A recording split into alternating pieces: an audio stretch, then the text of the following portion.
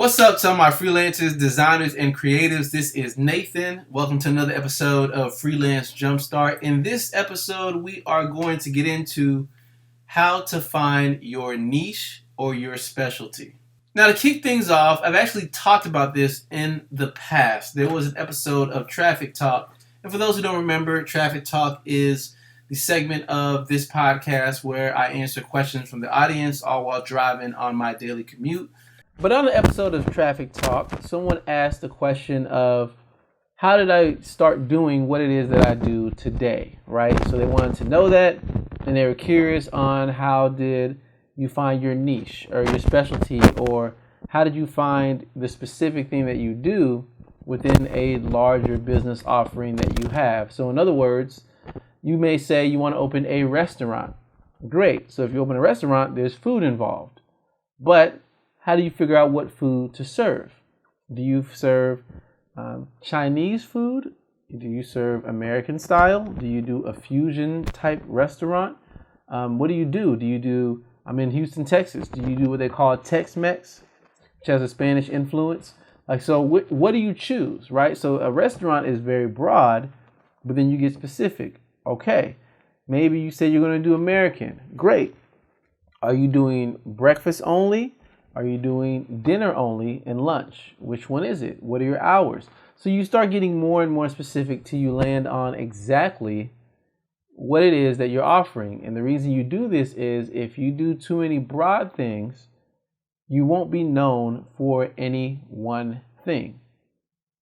Here's an example. Now, when I first started doing web design, I just wanted clients. So I said, hey, I offer web design. I didn't say what type. I just said, give me a shout. I'll do it.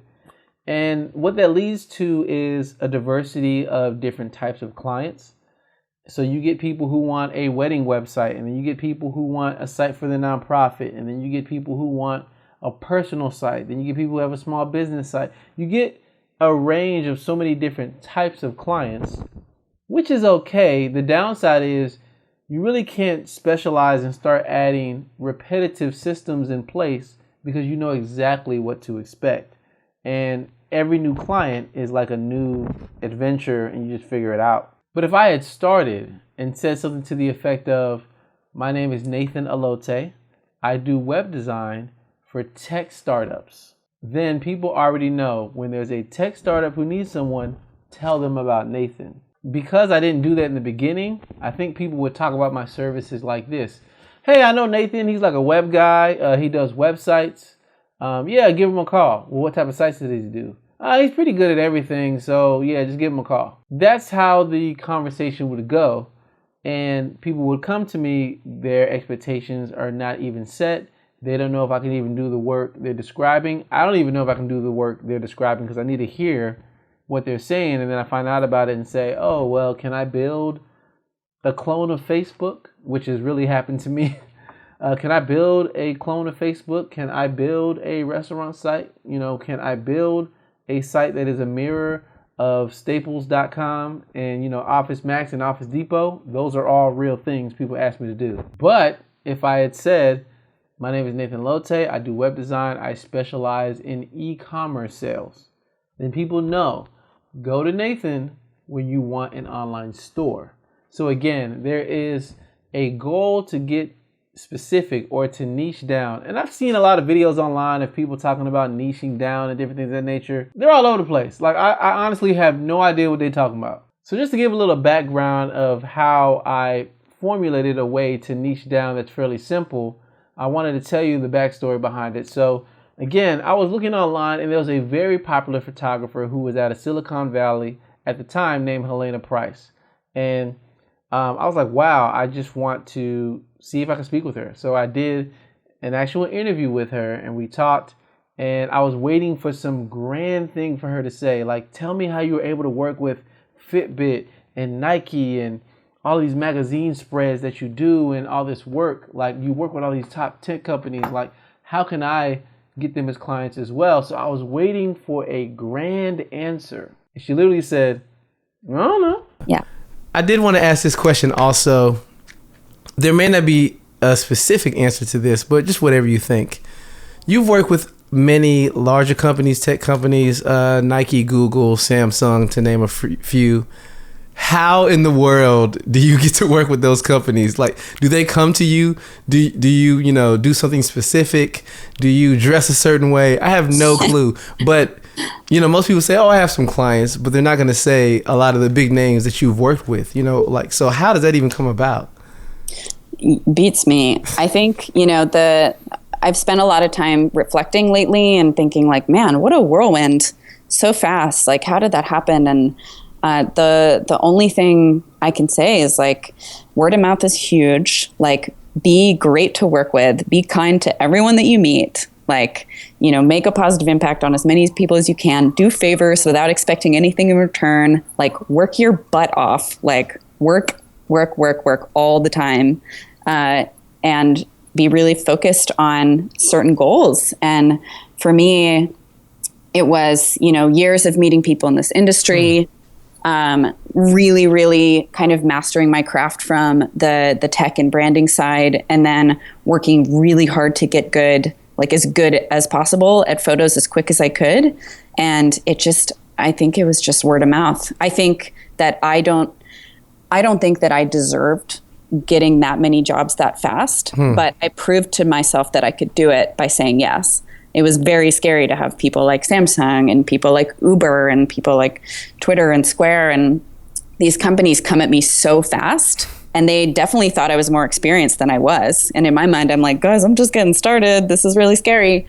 But I just told myself, I'm going to say yes, and I'm going to just do everything I can to make sure I do a good job, like impress the shit out of them. And so far, so good. And, they've been repeat clients and I've done more projects with them. And so at least I know I didn't screw it up. But I think the best thing that people can put into practice is just work as hard as you can. Like, you can't be lazy about it. You've got to work nights, weekends, every moment towards your goals. And you've got to go and set out to meet everybody in the industry that you want to work at. And having, good photos is one thing, but it's not enough. You've got to go out there and be an entrepreneur and go make those connections with people that you want to get paid by. But really, it was her network. But the thing that I did glean and loved from the conversation, it was a valuable conversation. Don't get me wrong. She didn't just say, I don't know. She wasn't totally clueless or anything. She was really being humble and modest about her skills and different things of that nature. So I did appreciate that. But really, when you analyze what it is that she was saying, this is how you find a niche that's good for you. The first thing is think about what you like to do, or I would even say love to do. Think about what your hobbies are, what you enjoy, where you spend your time, what it is that you think about a lot. Really, there's a poster behind me by Jessica Heisch, and it literally says, what you're doing while you're procrastinating is probably what you should do as your line of work or for the rest of your life. So a lot of times when you're procrastinating, something's important that you need to do, you're over here doing something else because maybe you enjoy it, or maybe it fills you up. Maybe it makes you excited and gives you energy. Who knows what it might be? But again, that could be a hobby. That could actually be a job. It may vary. But again, think about those things that you genuinely like to do. That is one circle we're going to look at. So, again, think about where you spend your time, what you enjoy to do, what you wish you could do more of. Maybe you have a day job, but you're always thinking about, I can't wait till I get off so I can do fill in the blank. Sometimes that's entertainment. And, sometimes it's a little more business related, but it just depends. Everybody's different. Maybe you can't wait to get off work so you can binge Netflix. Yeah, okay, that's not exactly what I'm talking about. So again, think about your hobbies and what you like to do. That's one circle. The second circle is think about the industry you work in, right? So if you do have a current full-time job, think about the industry you work in. Ask yourself, is there any overlap between the industry you work in and what you like to do for a hobby, right? A lot of times these are starkly different and there are no things that really coincide with one another, but sometimes there is, right? That doesn't mean that's exactly what you should choose, but that's just something to think about, right? An example of this is, I know someone named Charlie, and she's a great designer, And I remember she had a vlog. She has a vlog. She still YouTubes today. She still vlogs today. And again, she had a vlog that she had been keeping up with, and she gained quite a following. Yeah, I just looked now. She's on the verge of getting to 140,000 subscribers. So yeah, she has quite a following. So, but she likes vlogging, and her job, they knew she vlogged, and they even asked her, hey, we are having a couple of company events. It would be great if we could vlog the experience and share it, with the public. Is that something you would be able to do? So now, in a sense, she's getting paid to do something that she likes to do and was doing on her own anyway. So sometimes there is room for that on your jobs or on your full-time position when there's overlap that benefits both parties. And if there is, that might be something you can ask about. But again, we're talking about how do you niche down specifically in the life of, freelancers and designers and different things of that nature. But that's just something to think about. You have your hobbies and what you like doing, what you enjoy, and then you have what you do on your full-time job. So that's the second circle we're looking at. So the third circle, I would say, is where is there a need or a lack in your industry? If your industry, when I say the word industry and I'm thinking about your day job specifically, where is there a lack or a need people have that needs to be filled? And again, maybe it's not an industry that is specifically related to your full-time job. That's okay. You can pick an industry that you like and that you're familiar with, that you want to be a part of, whether it's for your day job or not. Think about an industry. Where is there a lack? So now we have three circles, right? We have your likes, your hobbies, sometimes what you do for fun and entertainment, or maybe you're just learning a skill on the side of something that you just like to do and you enjoy. That's the first. The second one is, what have you seen and observed in your full-time job? Is there any overlap for this in your hobby? If not, regardless of that, that's okay. But what about your full-time job in there? Is there any room? And thirdly, where is there an open problem in your industry or an industry that you have your eye on? What about that? Does that exist? And where all of these circles intersect in the middle is where you can find a niche that might be unique for you. And the reason why this is important is it's something you like to do, so that will keep you going, even though you feel like, I don't know, but it'll keep you going. It's something that's related to your full-time job. So doing this might actually make you better at your full-time job or help you get a different position or a different job in a similar industry on your full-time job. And when I say full-time job, if you freelance full-time, just replace it with that. I just know that there's some viewers and listeners who have full-time jobs apart from freelancing. But freelancing could take that place too. And then lastly, I talked about the need or a lack in a particular industry. Where all these intersect might be gold for you. Now, looking at these three circles, let's get back to Helena Price, who is Helena Price Hambrecht at the moment today. But again, in speaking with her, Helena said that she always had a fond affinity for taking photos. She had it as a hobby, something that she liked doing, enjoyed doing. She did it when she was younger, but she didn't necessarily think it could be like a career, right? Because you're supposed to get a real job. She never really thought about that. But again, she liked taking photos. Somewhat of a photographer. She just never got paid for it. I thought that could be her job. But that was her hobby. She was working, and I mentioned she lived in California at the moment. She was working in the tech industry, in the tech space. I believe she was doing some type of service, and she would, deal with, the customers of the tech startup. She would answer their questions and different things of that nature. And, she never thought about using her photography in the tech space.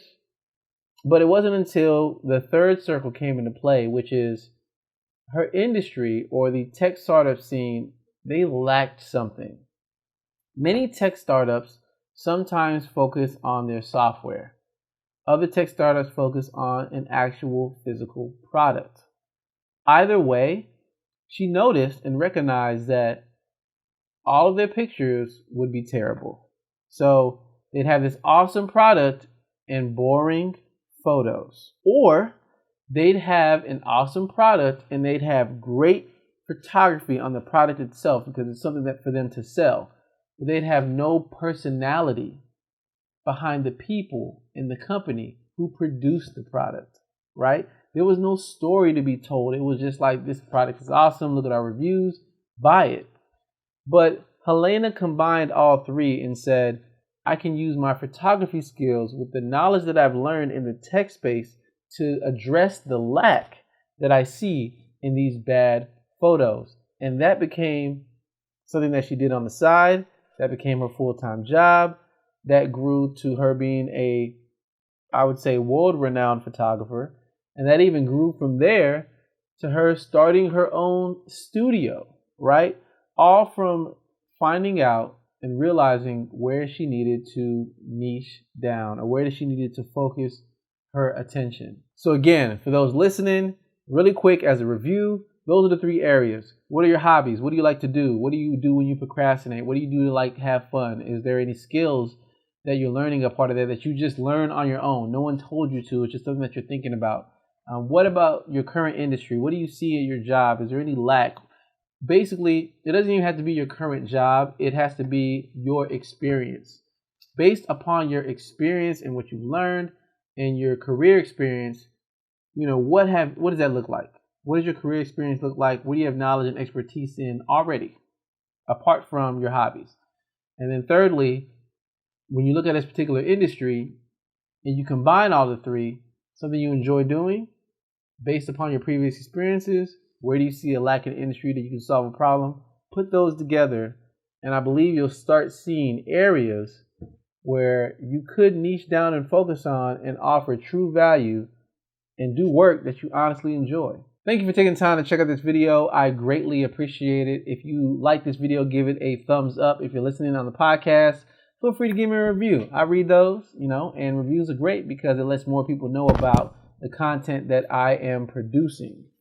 Again, if you have any questions, feel free to reach out to me on social media. I don't care how you get it to me. If you reach out on my website, if you write me on Twitter, if you write me on Instagram, whatever it might be, I check those fairly frequently, and I make it a point and a goal to reach out to everyone who reaches out to me, because right now my audience is a size where I can talk to them and you all can talk to me and we can have a conversation. I'm not some super large influencer with tons of followers where you write to them, you will never hear from them.